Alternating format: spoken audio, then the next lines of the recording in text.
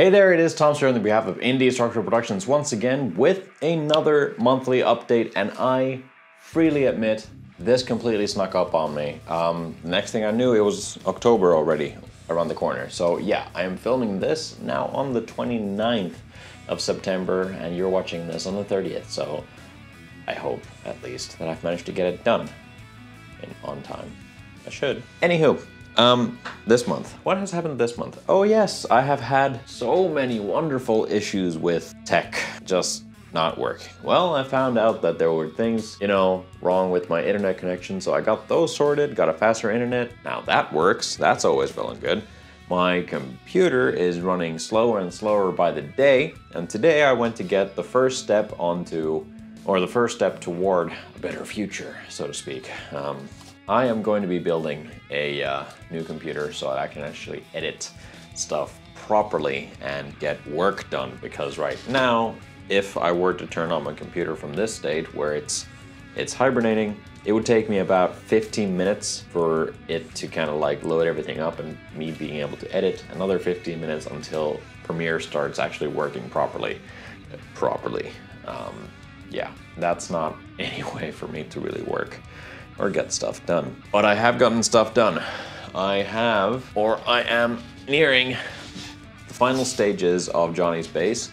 The neck has the first layers of paint on it. I'm gonna be doing another set of paint, making sure I get the paint looking nice and uniform. Once I do, a little bit of detail work in the purple that I have done on the body as well, which is right there, that I'm not gonna be bothered to pick up right now. And yeah, then it's just gonna be clear coats, assembly, and finishing it before the end of October, because that's my deadline. They ask you how you are, you just have to say that you're fine when you're not really fine, but you just can't get into it because they would never understand. I'll be able to make it just fine. I know that for sure. We did make one small edit to the build itself. It was gonna be a set neck at first, just like Johnny's first signature bass, the 3-string fretless. If you haven't checked that out, go check it out. I'll put an banner thingy right there so you can check it out. While Johnny might be pleased with how the neck turned out and likes the inlays and everything else, I have one of those things where it's more a bunch, like, I guess, professional pride in what I do, where I know that it's not what I set out to do. I know how to do it properly, but I set out to do it in the wrong way and a little bit too hastily. So I would need to do an LED fretboard at some point just to show that I can actually do it, so that I can have that in my so-called portfolio. And to that end, we decided that it's best that at some point down the road, we might make an entirely new neck for this bass.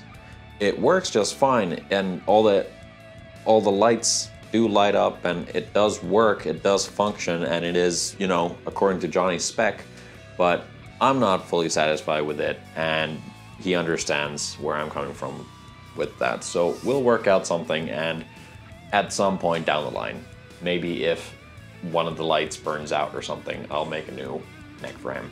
But that's, in the future somewhere. And I don't like bolt-on necks. Or at least I don't like screw-in necks, which are, you get every bolt-on that you see has the 4 screws on it, which I've never liked and I still don't like. So to that end, I have once again opted to go for some Grainger guitar parts, which are amazing. I love the quality of these things, and we're gonna do it properly. These are proper bolts, threaded inserts, and it's gonna be stable as all hell, and properly set and properly connected to the body, instead of with 4 screws and kind of being this and that. I'm not dissing bolt-on necks by any means. They're just not really my thing when it comes to making guitars. Of course, right there, the Grape, my personal Strat, is a bolt-on neck. And every single guitar that I've owned before that have been bolt-on necks, because I haven't just been able to afford any other guitar except for a bolt-on neck. But anyway, I am rambling. Something else that I've been working for Johnny on is I took this RG8, which was just a standard gloss white body and a natural maple and walnut neck, and I'm painting it satin black. And at the same time, filming a tutorial on it, just because I asked about it on Instagram. If you haven't checked out the IP Instagram, you should go check it out right here. I asked on Instagram whether people would like to see a new tutorial on this, a bit more precise, concrete, and more to do with, from start to finish, repainting a guitar at home and how you can achieve professional results. People seem to like the idea, so here we are. I am filming a tutorial and it's going very well. Yeah, other than that, keeping myself busy. There is just today a project that is going to be up and coming that I'm really excited about, because it's something that I've had in the backlog for about at least 4 years now. It is to do with this piece, actually, there, that side. It's to do with this piece of walnut that I've had jointed up for 7 years now. And I've been holding on to it, waiting for a very specific build, and I am finally gonna make that happen. So I'm looking forward to doing that. There will be more info on that, but first I need to do Johnny's bass, and then I need to work on the other bass, replace the fretboard on it, and then this. And the production stuff will take a little bit of backseat for now, because this also has a deadline. So in order to make that deadline, I need to start work on it pretty soon. It is going to be a dataless model, I'll tell you that much. It's going to be the first semi-hollow dataless model. And ash body, Wenge neck, and a Carillion birch fretboard. Yeah, got the words out. As you can see, I am extremely tired. So editing this will be a lot of fun, because my tiredness will not go down at all.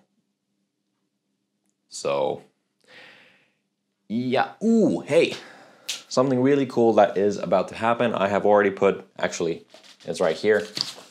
I've put through a form, and I'm just waiting for that form to go. Well, I'm waiting to hear back from that form being verified, and when it does, the IP merchandise, I'll try that again. The IP merchandise shop will be open. So that is going to be the place where you're going to find the IP t-shirts and other cool things, actually. There will be more news about that when that does open. I'm not going to go into too much detail right now, because that is going to be a separate video when that time comes. We are striving ahead, taking good leaps and bounds to get that 1K mark. We are already at well over 900 subscribers, and thank you to every single new subscriber. Actually, thank you to every single old and new subscriber. Let's hit that 1K within October, just because my friend Alex, Ionic Gecko on YouTube, he said that I'm gonna break that 1K in October, and actually for this time around, I wanna prove him right. So go prove Alex right, tell your friends to subscribe, and actually I will see you guys at the end of the week with a new video. So yeah, that's it for now, and I'm gonna go edit.